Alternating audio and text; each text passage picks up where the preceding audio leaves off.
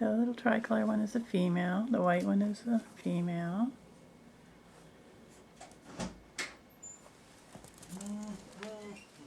There's the little black one. That's a male. These are the last three we have left.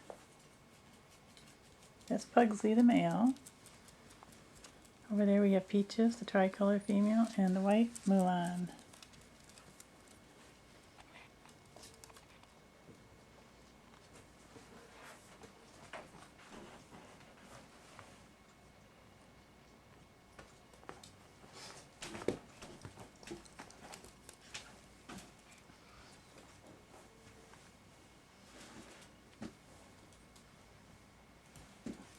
And there comes Mulan.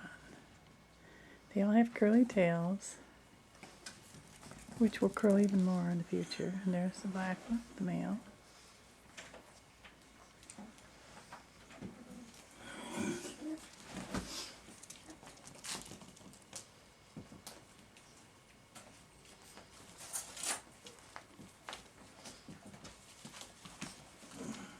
Very playful.